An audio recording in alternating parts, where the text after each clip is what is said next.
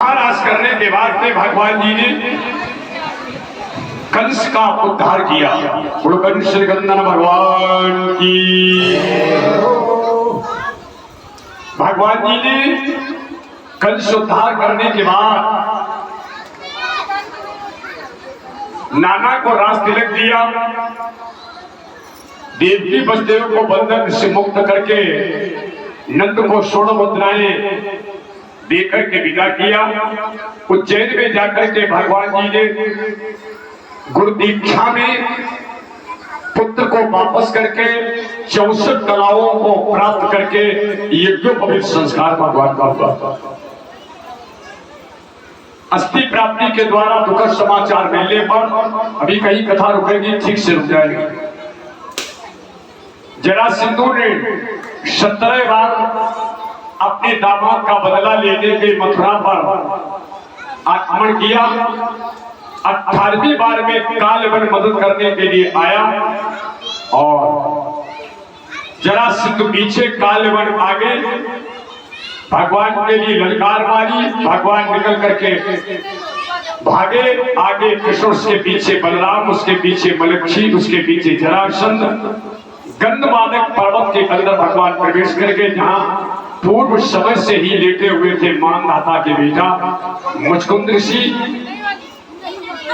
मलक्षी नहीं जाना, ये कृष्ण बलराम भाग करके आया, चरण का प्रहार किया, दृष्टि खुल गई, मलक्षी का जीवनांत हो गया। भगवान जी ने आज मुचकुंद जी को दर्शन दे करके समुद्र के अंदर 48 कोष में एक दिव्य नगर बनाया जिसका नाम पड़ा है द्वारिका धाम। देखो, भगवान ब्रज के राजा नहीं है, हमारे भगवान बांके बिहारी ब्रज के राजा नहीं, हमारे भगवान श्याम सुंदर जी तो द्वारिकाधीश है, द्वारिका के राजा।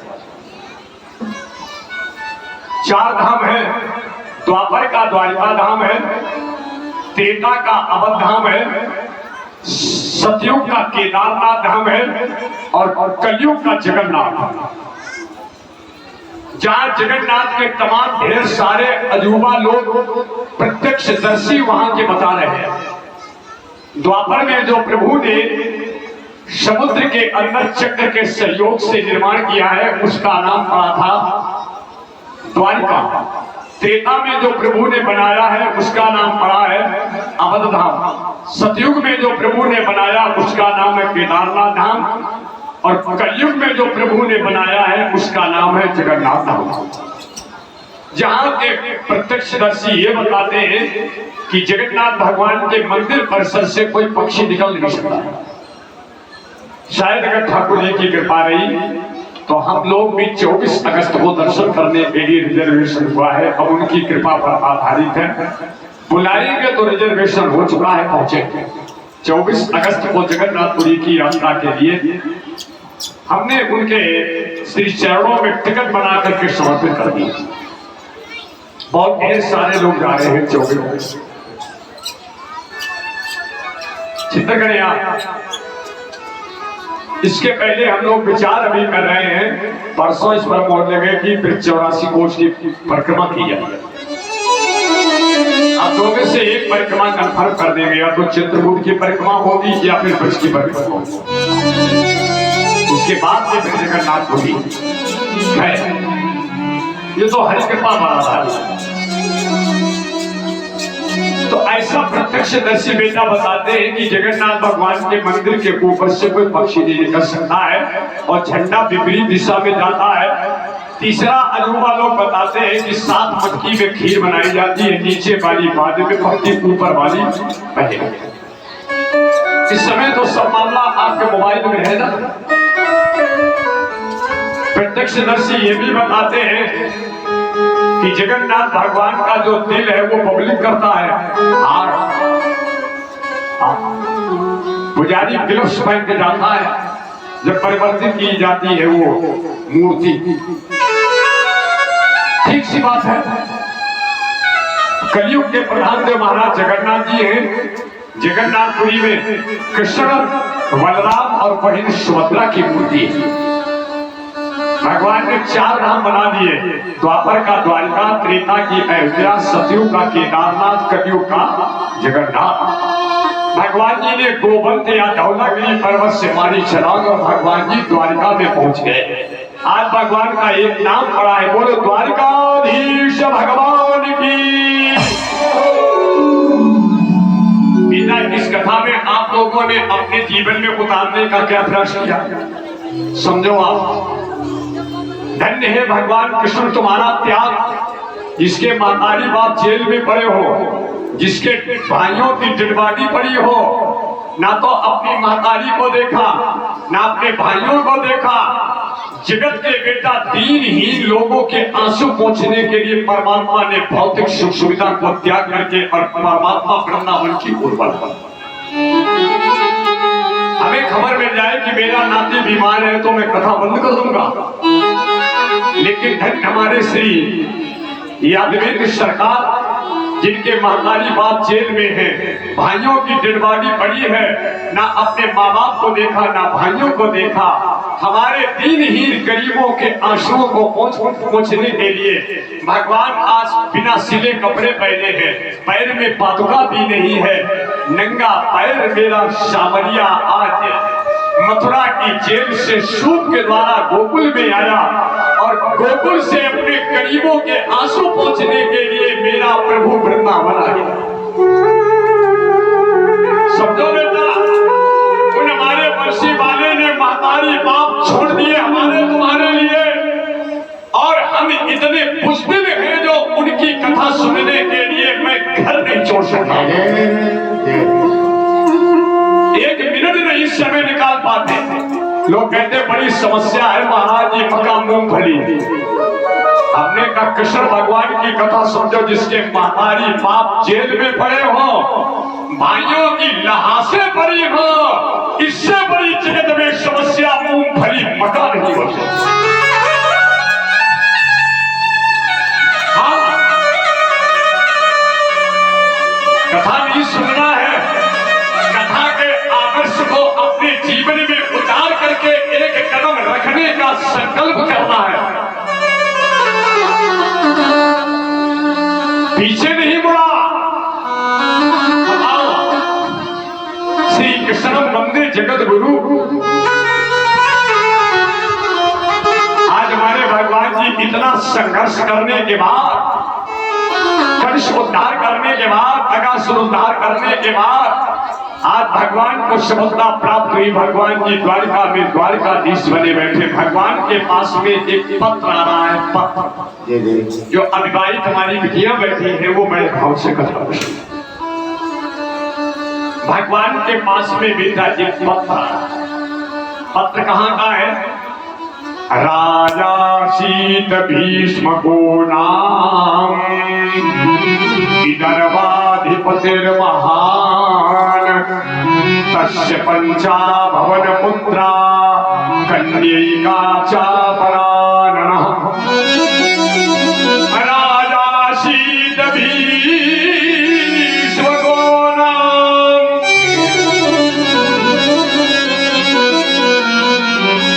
भीष्मक नाम का राजा था। ये भीष्मक नाम का राजा विदर्भ देश का था। विदर्भ देश को प्रेजेंट समय में नागपुर कहते, नागपुर।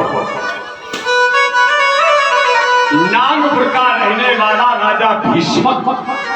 कुछ लोगों ने इस कथा को कुंडलीपुर कुदरकोट से जोड़ा है। कुदरकोट के खेरे पर अलोपा देवी का मंदिर है।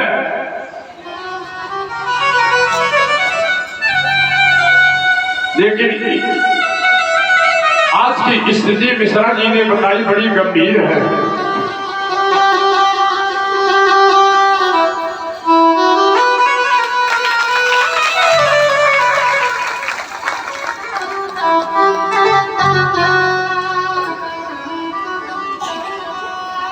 आज बड़ी प्रसन्नता है हमें।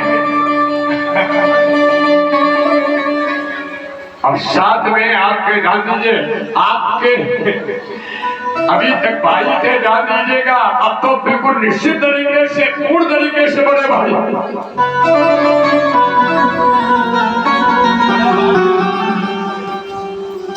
क्योंकि आपने दीक्षा बहुत पहले ली।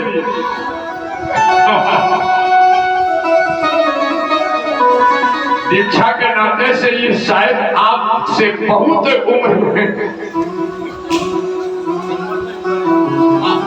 तो बड़े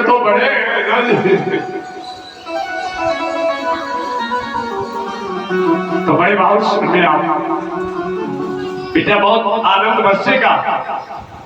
राजा भीष्म की पत्नी का नाम शुद्धमती है। राजा भीष्म के भवन में 10 बच्चा भवन पुत्रा। भीष्म के घर में 5 बेटा हैं। रुकुमरागज, रुकुम रथ, रुकुम बाहु, रुकुम केश, रुकुम माली। सर्वोत्तम प्रस्तुति सुनने बेटा। सौभाग्यवती माताएं हमारी भगवान को अपना श्रृंगार समर्पित करके अपने पति की दीर्घ कामना के लिए व्यासपीठ से मां भगवती गंगा की ओर से दीर्घ सुहाग को दीर्घजीवी बनाने के लिए मैं भगवती गंगा से निवेदन करता हूं। जैसे माता सीता को आपने अहिबात अमर रखने के लिए वरदान दिया था, मैं केवल माध्यम बन गया हूं भगवती गंगा की तरफ से हमारी सब सौभाग्यवती माताओं का सिंदूर सदा सदा के लिए ध्यान दीजिएगा, अखंड हो। राजा भीष्म के भवन में 5 बेटा हैं। भाइयों की सोनी कलाई में राखी बांधने के लिए बहन नहीं थी। 5 भाई आज करुण कन्नर करने लगे। संयोग बस नारद जी पहुंच गए। नारद जी ने कहा, राजा भीष्म तुम्हारे 5 बेटा हैं, बड़े का नाम रुकुम है, कोई लड़की नहीं है, भगवान शिव जी के प्रदोष के व्रत को करें। ये भगवान श्री नारद जी ने राजा भीष्म की पत्नी शुद्धमती से कहा, भगवान शिव जी का प्रदोष करो। प्रदोष, जब आप प्रदोष का व्रत करेंगे तो आपको निश्चित ही 5 बच्चों के बीच में एक संस्कारी कन्या प्राप्त हो जाएगी। राजा भीष्म की पत्नी शुद्धमती ने शिवार्चन किया। उस शिवार्चन के प्रभाव से इनके घर में एक दिव्य प्रतिभा रूपी कन्या ने जन्म लिया है। हस्तरेखाओं को देख करके नारद जी ने जैसे पार्वती का विवेचन किया। नारद ने कहा, राजा भीष्म तुम्हारी पत्नी ने भगवान शिव जी का शिवार्चन किया है, तो शिव जी के शिवार्चन करने से तुम्हारे आंगन में जो ये लड़की आई है, ये कोई साधारण लड़की नहीं है। जगदम्बा का अवतरी शोपुर वर्ण जाए। ये तुम्हारे घर में जगदम्बा का आगमन हुआ है, ये तुम्हारे घर में लक्ष्मी आई है। राजा भीष्म नारद की देववाणी सुन ले, ये जो तुम्हारे घर में शिव जी की भक्ति करने से लड़की आई है, ये स्वयं शक्ति है, ये जगदम्बा है। सिंदूर भरने के लिए लड़की के स्वयं नारायण तेरे आंगन में दामाद बन के आए। राजा भीष्म इस जगदम्बा के सुहाग को भरने के लिए नारायण वैकुंठ छोड़ करके तेरे उधर कोट आएगा। लड़की सयानी हुई, गृहस्थी का कार्य कर देती थी। बचे हुए समय में हाथ में थाली लेकर के अलोपा देवी के मंदिर में जाती थी।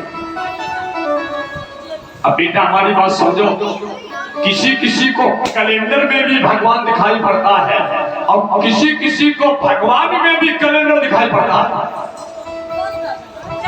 कोई कहता ये देखो कैलेंडर कितना बढ़िया है, और कोई कहता कैलेंडर नहीं बढ़िया, देखो इसमें भगवान की झांकी कितनी अच्छी है। ये मैं लड़की का चित्रण नहीं कर रहा हूं, बात समझे। लड़की के आचरण का मैं यहां पर चिंतन कर रहा हूं। अब वो कितनी आदर्श लड़की होगी जो लड़की अपना गृहस्थी का समयानुकूल कार्य करने के बाद अपने हाथ में थाली लेकर के और जगदम्बा अलोपा जी के मंदिर में जाती थी। एक दिन रुक्मिणी हाथ में थाली लेकर के अपने पिता के सामने देवी पूजन करने के लिए निकली। अभी भागवत के श्लोक हो गए, ये नहीं केवल हिंदी। राजा भीष्म ने जिस समय उस लड़की को हाथ में थाली लेकर जाते हुए देखा, राजा भीष्म ने पूछा अपने बड़े बेटा रुकुम से, बेटा ये लड़की कौन है? पिताजी आपको नहीं मालूम है, ये मेरी बहन आपकी लड़की है। तो क्या तुमने इसके अवस्था के अनुकूल बहनोई तलाशा, आपके कहने के पहले मैंने तलाशा, नजर नहीं आया, आया तो केवल एक मेरा साला चंदेरी का राजा शिशुपाल। शिशुपाल तो बेटा तुम्हारा साला है, क्या साले को अपनी बहन सौंप दोगे?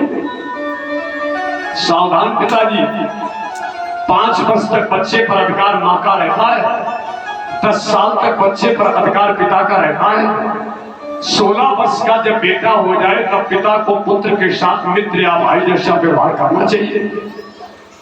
पिताजी हमारी बात को सुन लो और अपनी अवस्था को ध्यान में रख करके हमारी बात को समझो। अगर अपनी बहन का संबंध करेंगे तो फिर उसी दंतपक विदुरथ के भाई शिशुपाल के साथ रहेंगे। राजा भीष्मक ने कहा, अब विचार करें आप, अब यहां पर पुत्र पिता के लिए सांप सिंह चुनौती बना है, कहीं कहीं पर महतारी बाप के लिए बेटा और बेटी चुनौती बनकर के बेटा खड़ी हो गई। समाज में अस्तित्व ही खत्म कर दिया। अब सावधान पिताजी, अगर शादी करेंगे अपनी रुक्मिणी बहन की तो शिशुपाल गुप्तचरों को भेज करके जो अपनी लौकिक परंपरा होती उसका निर्वाह कर दिया। राजा भीष्मक अपने भवन में रोने लगा। जिस समय रुक्मिणी मंदिर से पूजा करके वापस आई, अपने वृद्ध पिता को सिसकियां भरते देखा। पिताजी, जब मैं पूजा करने के लिए जाती थी तो क्या तुम्हें हमारे चरित्र पर कोई दोष है जो आज आप आंगन में सिसकी भर के रो रहे हो? बेटा, हमें तुम्हारे मंदिर में पूजा करने पर कोई दोष नहीं दिखता है, लेकिन हम जैसे बाप को समाज में जीने का अधिकार नहीं है। तुम्हारे भैया ने साले के तिलक चढ़ा करके और जन्माशय में बुलाने की तैयारियां कर दी है। बेटा, अगर कहीं साले ने तुम्हारे सिंदूर भर दिया तो हमारी हिंदू परिवार की वैदिक संस्कृति सदा सदा के लिए समाप्त हो जाएगी। बेटा, अगर मेरे खून से तुम पैदा हो तो ये बाप बेटा आप तुम्हारे हाथों को देख रहा है। तुम चाहना तो अपने बाप की मर्यादा अपने भैया के साले के हाथों से बचा देना। लड़की के नेत्र से आंसू गिरने लगे। पिताजी, अगर तुम्हारे खून से ये लड़की पैदा है और भैया कहता है कि अपनी बहन की शादी साले से करेंगे, वैसे तो लड़की जब तक कुंवारी रहती है तब तक माँ बाप के पराधीनता की जंजीरों में जकड़ी होती है। इस समय हम कुंवारी हैं, भाई और बाप की पराधीनता की जंजीरों में बंधी हैं, लेकिन फिर भी पिताजी रोना बंद कर दो। जब मेरे भैया का साला सिंदूर भरने के लिए हमारी क्षत्रिय परिवार की मर्यादा तोड़ने के लिए हाथ बढ़ाएगा, अगर तेरे खून से ये लड़की पैदा है तो पिताजी अब मैं संकल्प करती हूँ मंडप के नीचे कन्यादान नहीं होगा, अब पिता के लिए लड़की का प्राणदान होगा। अब कन्यादान नहीं होगा। अगर मेरा बाप रो रहा है, पिताजी साले के साथ में नहीं जाऊंगी, मौत को शहजादी बनाऊंगी। पिताजी, ये दर्द मेरी उस गरीब बिटिया से पूछो जिसने बाप की मुसीबत में हाई स्कूल किया है। ये दर्द मेरे बाप से पूछो जिसने मुसीबत में अपनी बिटिया के हाथ भी लेकर के कन्यादान किया। ये दर्द मेरी उस बिटिया से पूछो जिसने अपने बाप की अर्थी पर अपना हाथ रखा। भाई, अब कुछ पूछो नहीं। बेटा एक गुण तारता है, सदाचारी बिटिया 2 गुण तारती है। मैं बेटा का विरोध नहीं करता हूँ। लड़की को कितना भी ससुराल में सुख हो, खबर मिल जाए माँ बाप को तकलीफ है, सुखों को त्याग करके टूटी झोपड़ी याद आती है। पिताजी, तुम्हें मेरे प्राण की कसम है, तुम रो नहीं। भाई, आगे बढ़कर के उस लड़की ने अपने बाप के आंसू पोंछ करके कहा,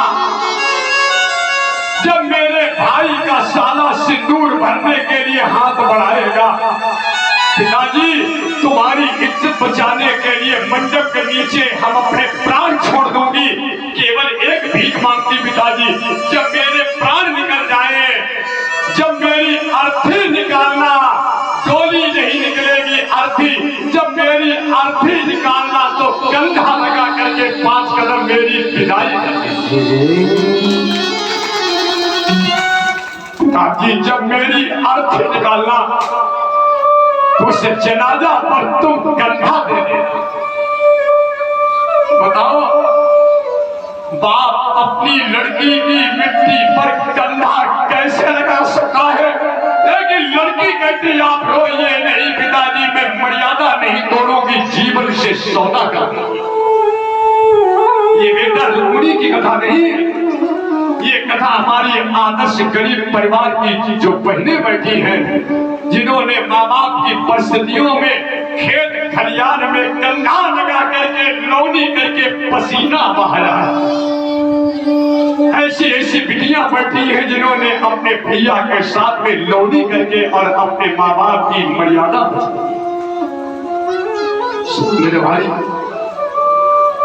बेटा मैं अपनी जिंदगी के उस वक्त को याद कर लेता हूँ, झूठ नहीं करता। जब हमारे जवान बाप की अर्थी पर हमारी 2 कुंवारी बहनें रो रही थी, हमारी यही बहनें, उनसे पूछो, मैं गंगा जी पर नहीं झूठ बोल, भैया अब क्या होगा? ये पिताजी जा रहे हैं, 40 वर्ष का जवान बाप वाला, भैया अब क्या होगा? नाम नहीं आता। तो हमारी बहनें हम भाइयों को गले से लगा के, भैया अब हमारी, क्योंकि लोग ये कहते हैं कि जवान लड़कियां ना होती तो बाप नहीं मानता। क्या के खेल से गोविंद तेरी हिम्मत बड़ी है। सुनो, रुक्मिणी अपने बाप के आंसू पहुंच करके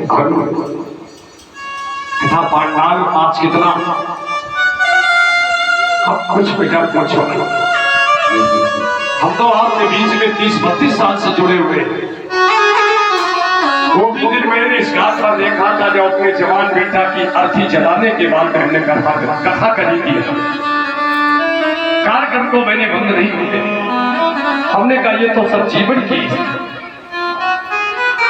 इसमें मेरे गोविंद और मेरे भगवान का कोई दोष नहीं, दोष तो मेरा है। हाँ बिल्कुल साफ सिंगार से गंगा की गोदी में बैठ कर कृष्ण बच्चे का इलाज करवाया। जब पेमेंट नहीं रहा तो हमारी पत्नी ने डॉक्टर को सोने के चेन उतार करके दे दी, अपना भरोसा पूरा। रोने लगी लड़की, पिताजी आप रोना बंद कर दो, पिता हाथ भी आप बताओ। अगर हमारी बिटिया के सामने बाप और भैया रो दे तो लड़की का कलेजा बढ़ जाएगा।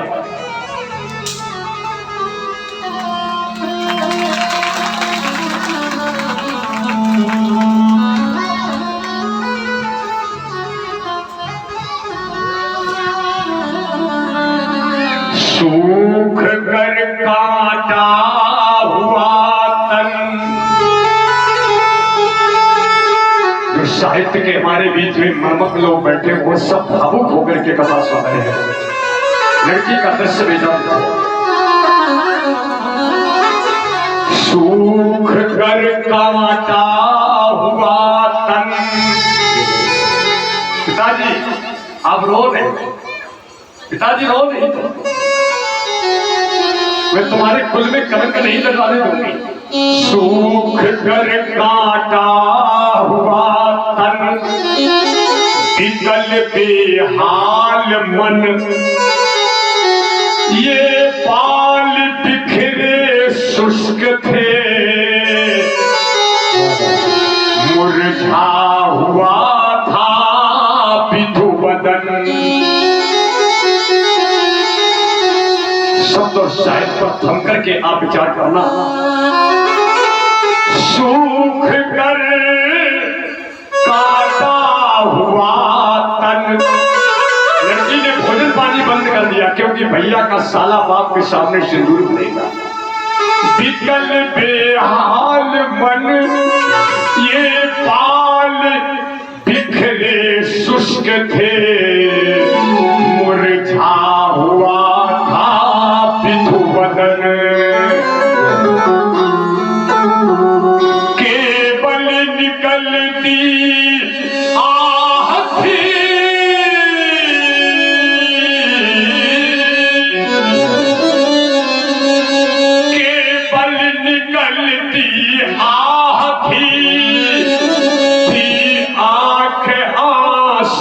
से भरी, केवल निकलती आह थी आंख आंसू से भरी, ये बसन अस्त व्यस्त थे, थी दुख लगा पूरी हरी।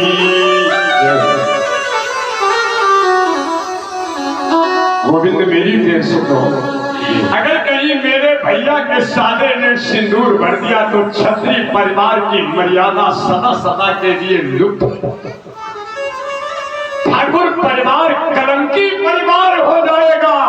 छत्र माने रक्षा करना होता है, क्षत्रिय की सर्वोत्तम परिभाषा रक्षा करना है, और क्षत्रिय जब मर्यादा तोड़ देगा तो वैदिक विधान नष्ट हो जाएगा। इसलिए गोपाल, ये सिंह का त्रास, ये सिंह का भोजन अगर सियार ले गया तो परमात्मा तेरे भक्त वत्सल नाम पर कालिमा लगेगी। ये सिंह का भोजन अगर कहीं सिरौआ ले गया, इसलिए प्रभु मेरी करुणा की कहानी सुन लेना। पकड़ लो देव, पकड़ लो हाथ बने भारी, पकड़ लो हाथ बने भारी, नहीं तो डूब जाएंगे।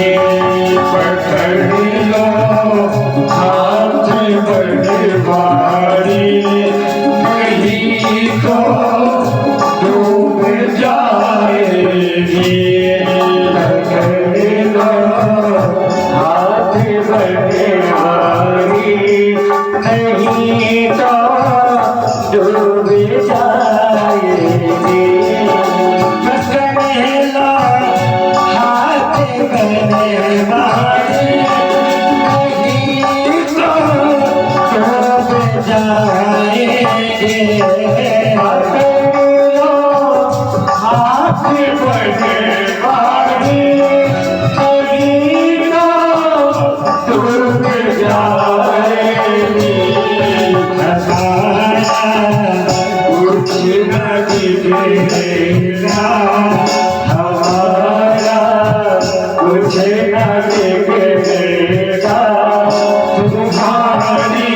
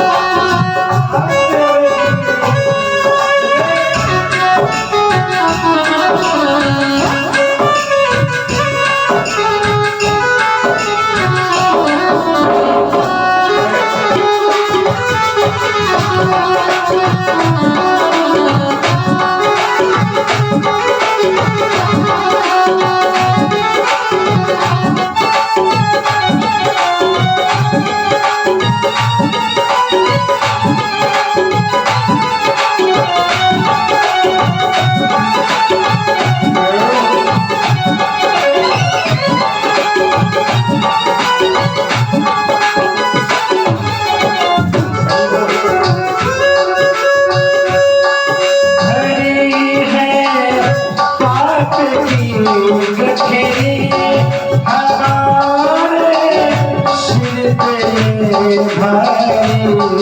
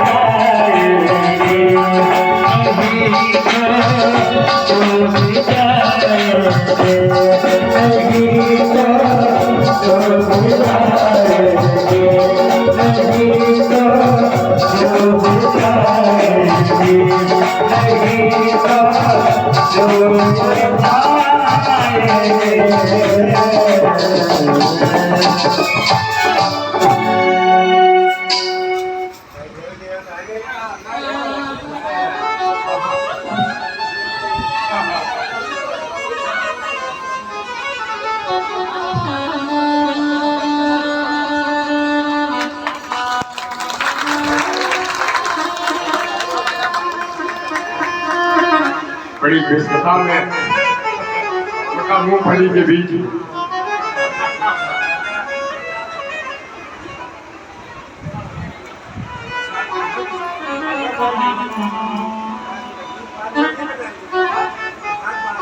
प्रसाद दे दीजिए।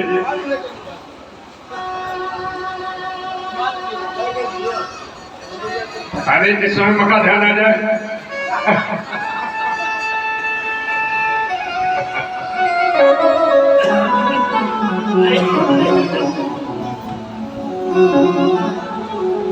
रुक्मिणी ने भगवान के लिए एक प्रेम पत्र लिखा। जब रुक्मिणी की अंतर व्यथा करुणा का सागर बनकर के छलकी, एक ब्राह्मण भीख मांगने के लिए पहुंच गया। जब रुक्मिणी ने परमात्मा के लिए करुण क्रंदन किया तो परमात्मा ना जाने किस भेष में बाबा उसी समय ब्राह्मण भिक्षा के निमित्त पहुंच गया। रुक्मिणी ने यथोचित प्रणाम के बाद में अपनी अंतर व्यथा एक पत्र में लिखी। पत्र का जो प्रमुख शीर्षक है वो क्या है? सुत्वा गुणान भुवन सुंदर। मैंने सुना है कि आपके समान त्रिभुवन में कोई सुंदर नहीं है। कान तो हमारे तृप्त है, लेकिन रूपम दिशाम, ये नेत्र आपके उस स्वरूप का दर्शन करने के लिए लालायित। रुक्मिणी ने प्रभु को पत्र लिखा। देखो, एक दिन एक बात हो चुकी है। प्रेम उपासना का विषय है और प्यार उपासना का विषय है। प्यार में कामना है, प्रेम में उपासना है। प्यार में भय है और प्रेम निर्भय है। प्यार शरीर से होता है, प्रेम स्वरूप से होता है। रुक्मिणी का प्रभु के प्रति प्रेम है, वो भी निष्काम। जहां पर कामना है तो वो प्रेम की जगह पर प्यार बन जाता है। रुक्मिणी का प्रभु से निष्काम प्रेम है। प्रेम शब्द और अक्षर की सीमा से परे होता है। शब्द और अक्षर की सीमा से जो परे है उसे प्रेम कहते हैं। प्रेम हृदय की चीज है, अमुक कुहल अनमोल, और कथनी में आमद नहीं सके न कोई दौर। प्रेम पंथ अति ही कठिन, जैसे पेड़ खजूर, चढ़े तो चाखे प्रेम रस, गिरे तो चकना। प्रेम जब अनंत हो गया तब रोम रोम संत हो गया। प्रेम जब अनंत हो गया तब रोम रोम संत हो गया। दीवाना बन गया बदन, वो दीवाना बन गया बदन, संत ही महंत हो गया। प्रेम जब अनंत हो गया तब रोम रोम संत हो गया। गाना तो सब लोग जानते, मैं भी भैया गा देता हूँ। ये तो प्रेम की बातें है बूढ़ो, और बंदगी इतनी सस्ती।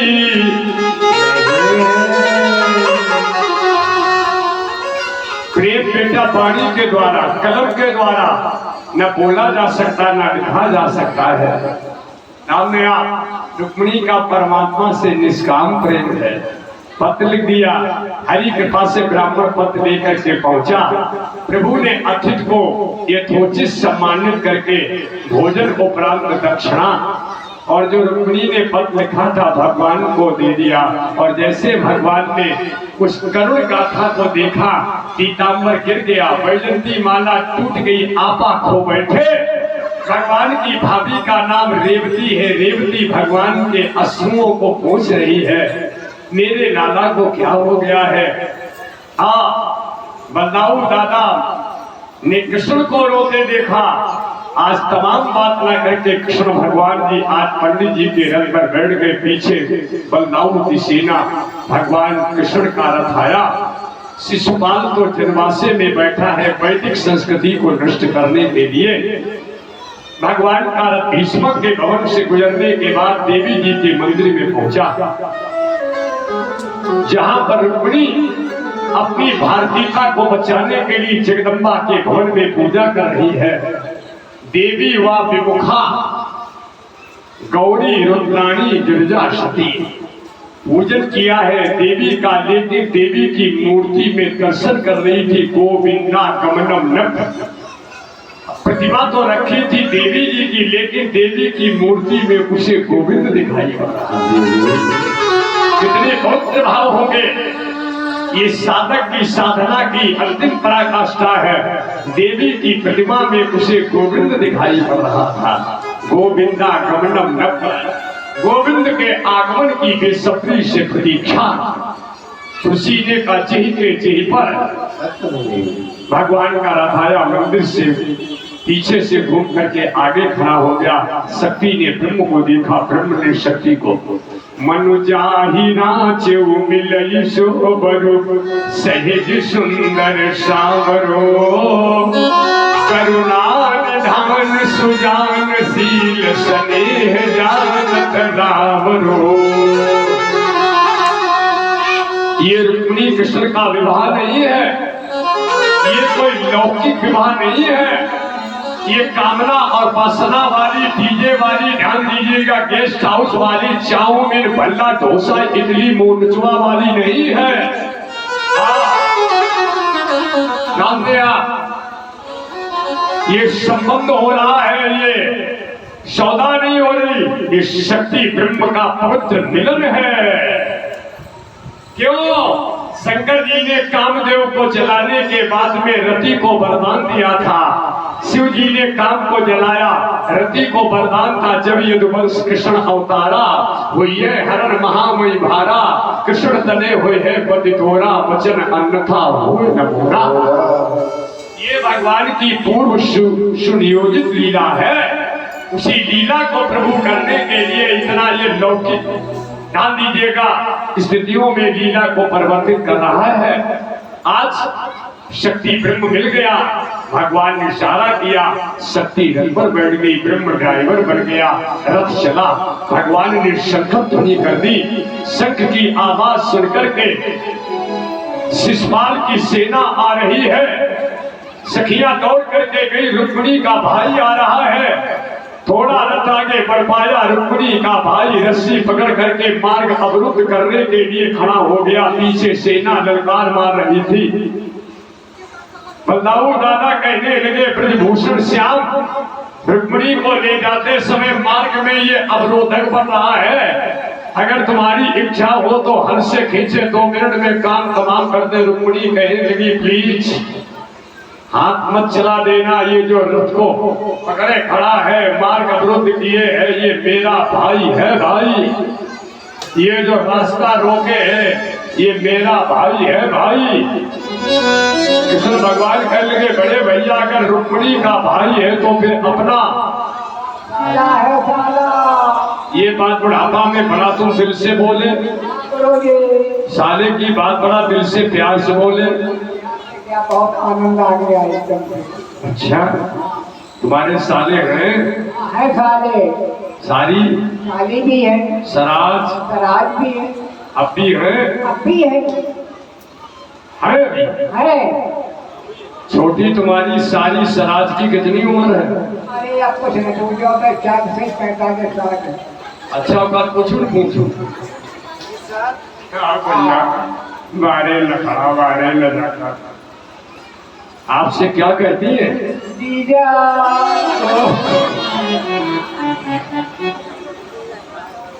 जरा उस वो जो जीजा कहती है उसका टेस्ट बता सकते हो कैसा है? टेस्ट तो इतना अच्छा है कि तुमने फिर कहीं नहीं किया। क्या बात है भाई डियर, तुम्हारे चेहरा पे नूर।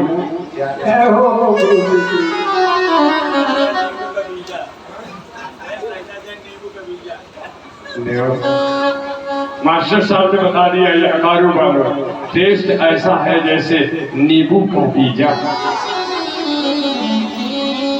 ठीक बताया, ठीक। खटाई कोई खाता है, लबरियात कोई दूसरो।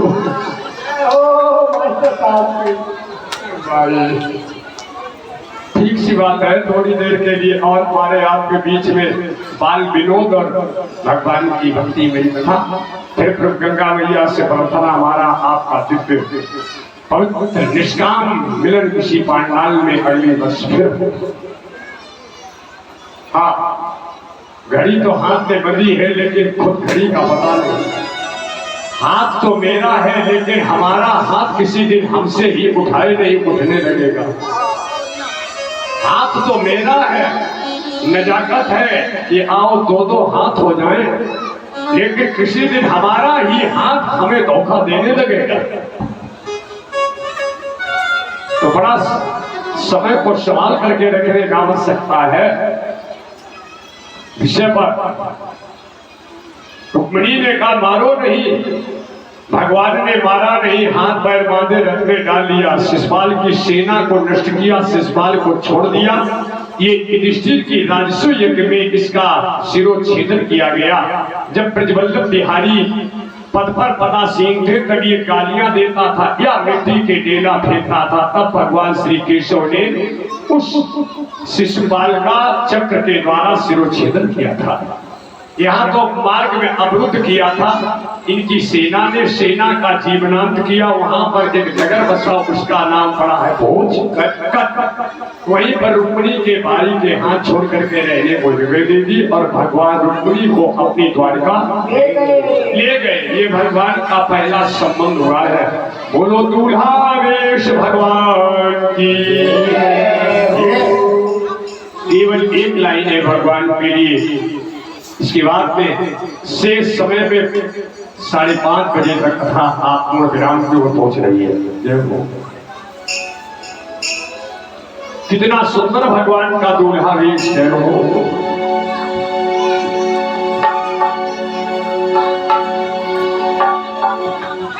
हरिया मेरी सखियों मुझे मेहंदी लगा दो, हर मेहंदी लगा दो, मुझे सुंदर सजा दो, मुझे श्याम सुंदर की दुल्हन बना दो, मुझे श्याम सुंदर की दुल्हन बना दो, मुझे श्याम सुंदर की दुल्हन बना दो। आओ मेरी सखियों मुझे मेहंदी लगा दो, मेहंदी लगा दो, मुझे सुंदर सजा दो, मुझे श्याम सुंदर की दुल्हन बना दो, मुझे श्याम सुंदर की दुल्हन बना दो।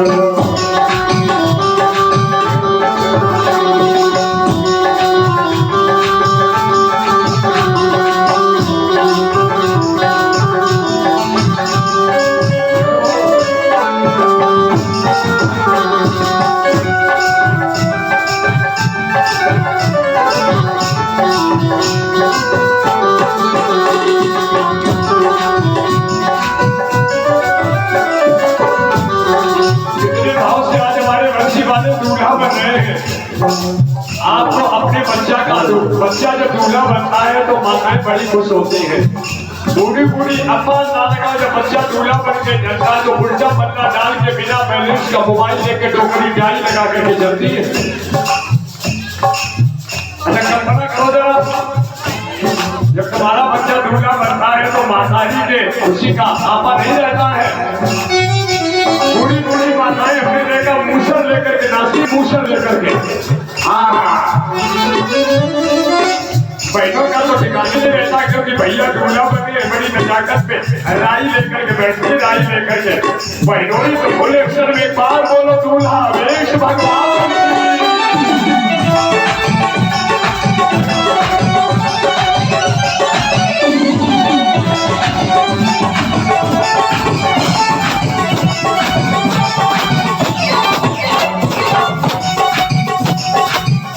एक लाइन में हमारे भगवान बेटा दूल्हा बने, बड़ी खुशी में ताली बजा लो। ये ताली तुम्हारे दूल्हा के लंबे उम्र के लिए होगी है। सत्संग में मेरी बातें बताए, सत्संग में मेरी बातें बताए, सत्संग में मेरी बताए, सत्संग में मेरी बताए, सत्संग में मेरी बातें बताए, सत्संग में मेरी बताए, और अपना के दिल बात करा दो, अपना के दिल बात करा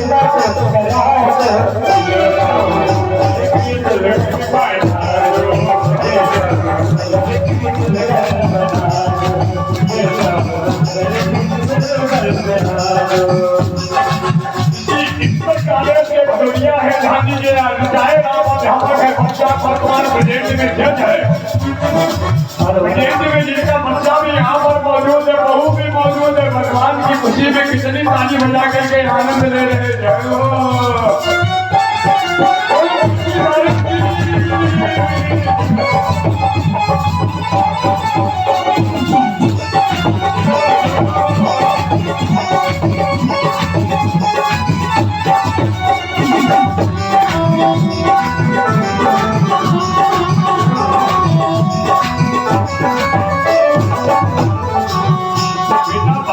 इतने समय याद करोगे गंगा की गोदी में अपने पति के लंबे उम्र के लिए आप बधाई दे रही थी, इतने समय आपको निश्चित याद आएगा कि कल भगवान की गोदी में बैठ करके ताली बजा करके अपने लंबे परिवार की कामना हो रही थी।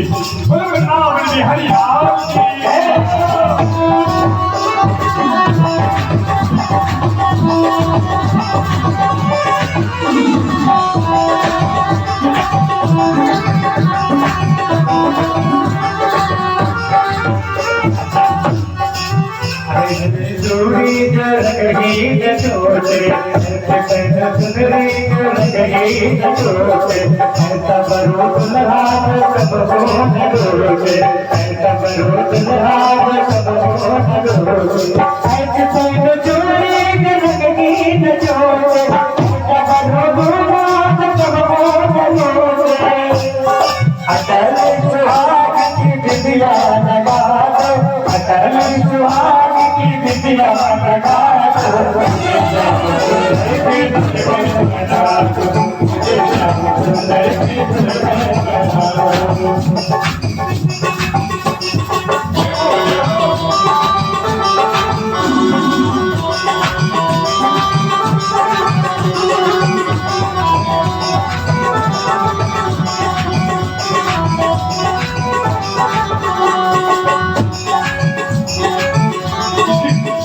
किसी को लग रहा होगा देखो ये लड़कियां और पहले कैसी बेशरम बन के नाच रही हैं। कोई नाचता है काम के लिए, कोई नाचता है काम के लिए, कोई नाचता है गेस्ट हाउस में काम पसना के लिए, और किस्मत वाले नाचते हैं गंगा मैया के धाम में अपने श्री घनश्याम के लिए।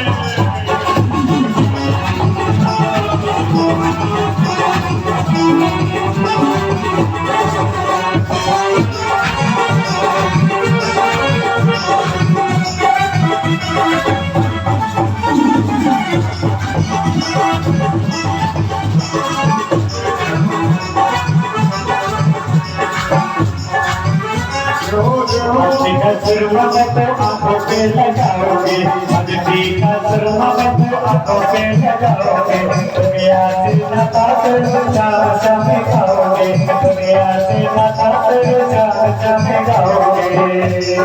सतगुरु बुला के मेरे तेरे को गला दो, सतगुरु बुला के मेरे को गला दो,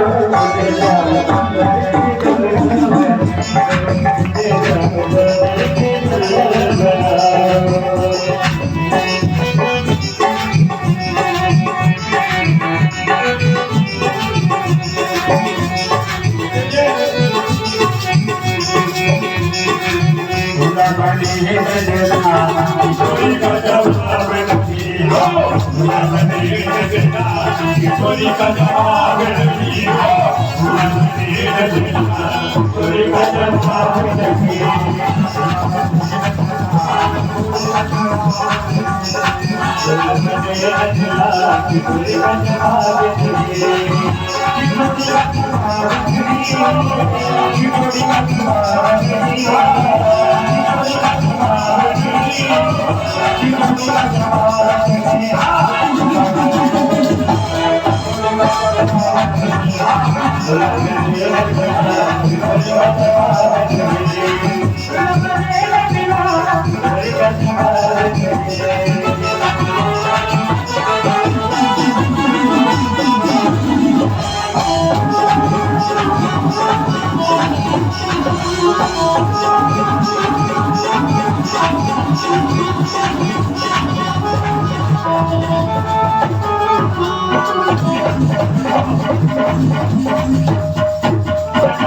सबसे करिश्मा देखो ये लड़की के पैर में गड़बड़ है, वो भी डाल दीजिएगा।